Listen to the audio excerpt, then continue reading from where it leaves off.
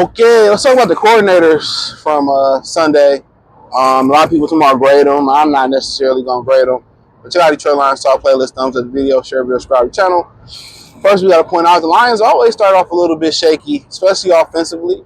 But I think the whole thing was Derek Barnes, Brian Branch hyping up the defense, and it looked horrible. It looked horrible. It's hard to play man-to-man when you don't have no pass rush. Hutch was non-existent yesterday. That's something that nobody want to say. Davenport literally hurt himself on the second play. If you look at the early plays, he banged himself up or something. But I think he was alright. He was non-existent. I think for the most part, the defensive line the D tackles held the line when it came to space eating up, when it came to stopping a run. But they couldn't manufacture pressure. So instead of going with a bend, don't break defense, which Derek Barnes already told us, Calvin Sheppard is more aggressive. He's more aggressive than Aaron Glenn. Aaron Glenn would have went into a more keep everything in front of us, bend, don't break kind of defense. Calvin Sheppard got more aggressive. Now, a lot of people got mad at Terry Arnold for getting beat. He got picked. It was a good pick play. It was a good natural pick play, and that's why he got beat down the field. Injured again. Oh, my God. Whoever would have guessed that? From the 2024 draft, your top 2 picks stay injured. Terry Arnold and his rack straw. Oh my God. Who was surprised at that on their bingo card? But defensively, as good as they've started like they looked in joint practices, and Houston didn't look good yesterday neither versus Matthew Stafford, who didn't do much all offseason with a fucked up back. They didn't look good neither.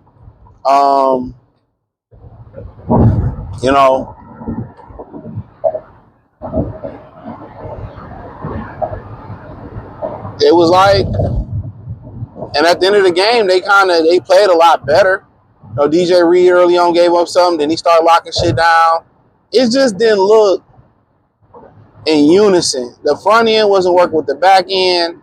It looked terrible. And I'm not really a fan of a lot of man-to-man coverage. I mean, even with the Legion of Boom, you see they play a lot of cover 3.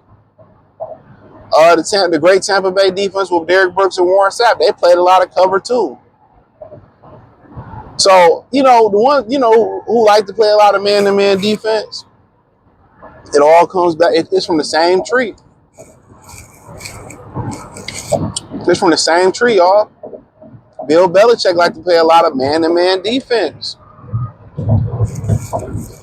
Who did Bill Belichick come up under? Bill Parcells, who like to play a lot of man-to-man defense. Who did Dan Campbell come under? Sean Payton. Sean Payton came from the what? Bill Belichick tree. So they like to play a lot of man-to-man defense. That's what it is. They like to play a lot of man-to-man defense. So it doesn't surprise me none. They're a man-to-man defense type of team. So they're going to die by man-to-man, and so be it. Any coordinator they're going to bring in is going to be a man-to-man. I just feel like you should be a balance. Your defense should have some type of balance.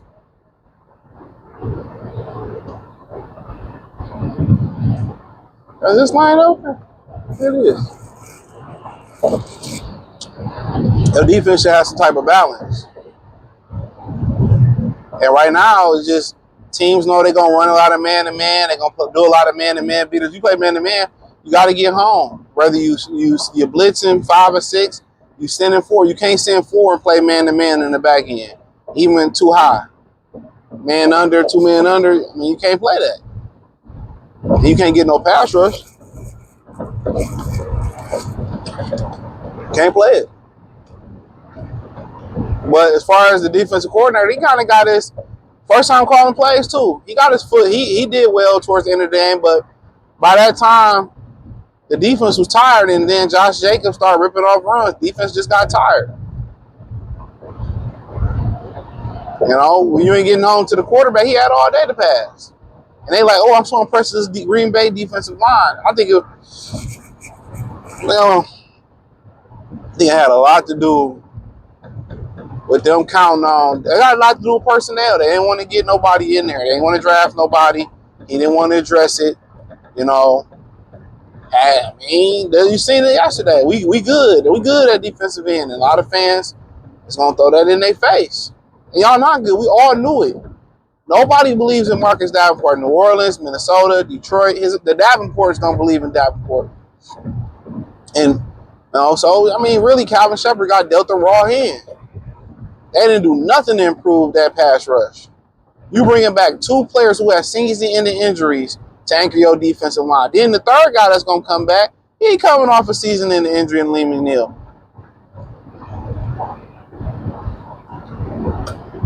That's what I'm looking at. Like, okay. But I think it was more of a personnel problem. He was talking about, he dropped Hutch in coverage. Don't do that again. Who gives a fuck? That's one play. He was just trying to throw him off. It's not the worst thing in the world. Whether Hutch was rushing or Hutch he would have been better dropping yesterday. He sucked. He fucking sucked. Understandably so. You're coming off an injury. This is what I was trying to say. They needed multiple guys to hold it down. They had 3 defensive ends active yesterday. The only guy I seen get a pressure was Pat O'Connor. They were horrible, man. Like, they were horrible at the pass rush. And they need to get out that man-to-man bullshit. Let's keep it real.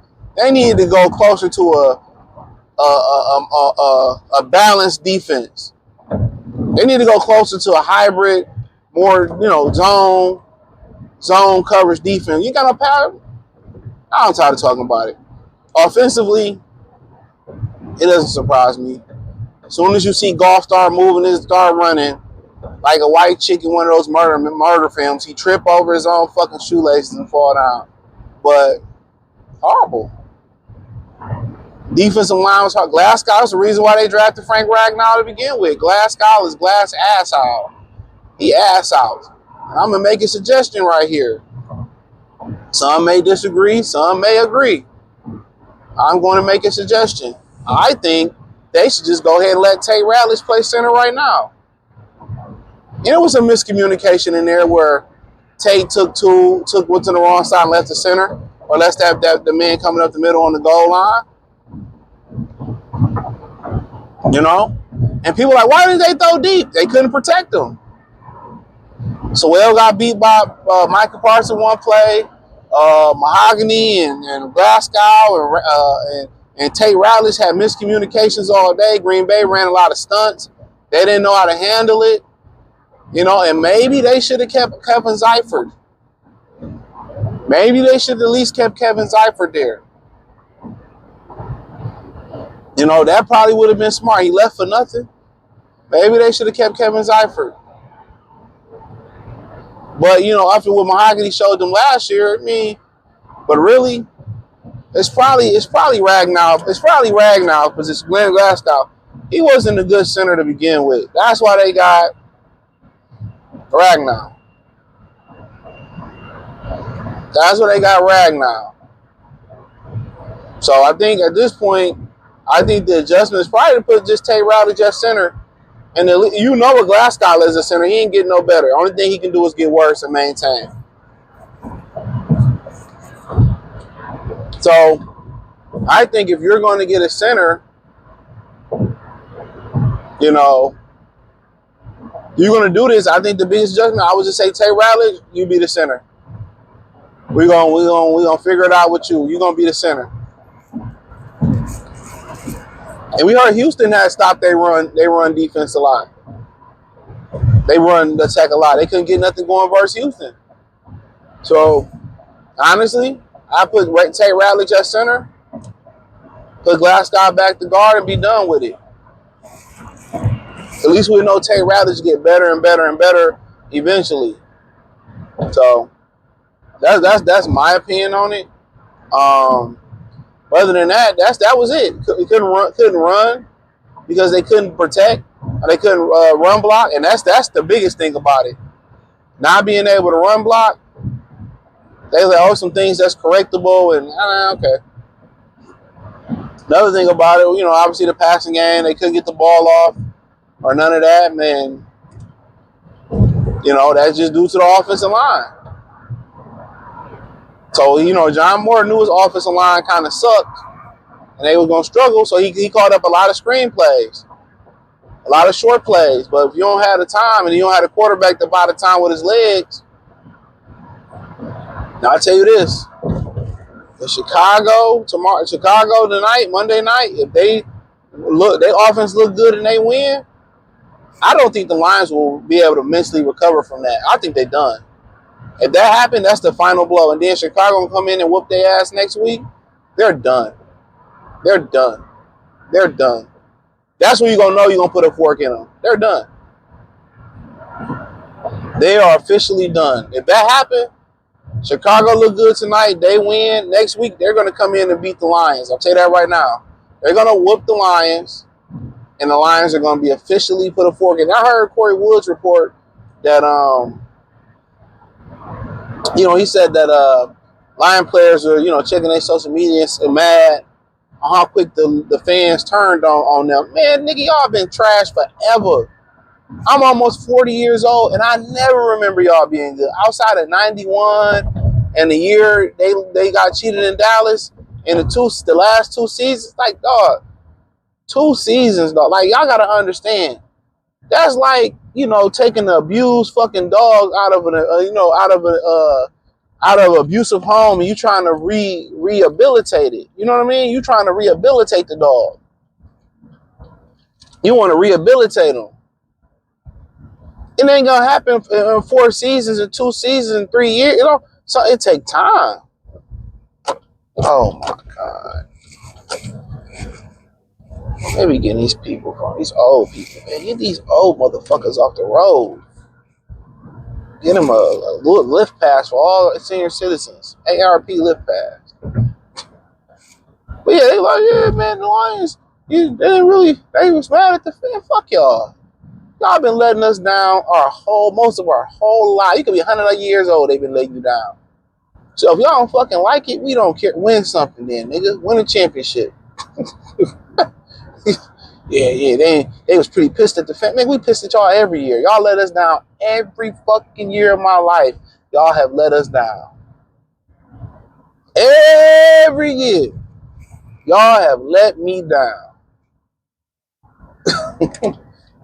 I ain't trying to hear that bull job, man. Win something. Y'all ain't nothing without Ben. Y'all ain't nothing without Aaron Glenn. Aaron Glenn didn't win yesterday. Aaron Rodgers lit their ass. It was a good game, though. Y'all ain't shit without Ben. And maybe Carlos Morenas, dude from Detroit Free Press and the News, maybe he was right. Rob Parker looking right. Window closed. Nail closed, too. No, ain't even a window there. They just put some bricks over the window. You open it and you ain't getting out. I think that window's closed. Officially, we will know tonight.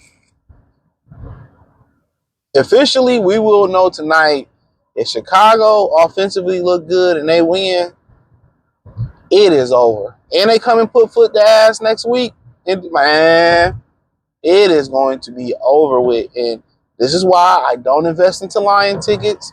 This is why I don't invest into predictions. This is why I don't put equity into the Lions like that. I don't do it. I don't do it. They're so unpredictable.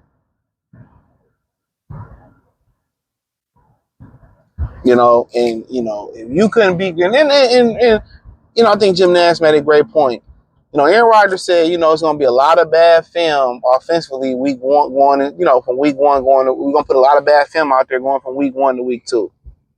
And that's true. I mean, the Lions historically started off slow before, new coordinators.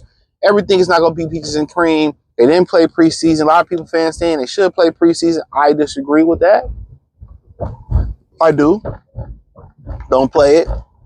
Remember, a guy was telling me either you get the insurance on all your appliances or you don't get it. You don't go have it. Don't play preseason. Just look at, Cincinnati, they don't play preseason. They play preseason this year. They still fucking barely beat the Cleveland Browns and still look shaky.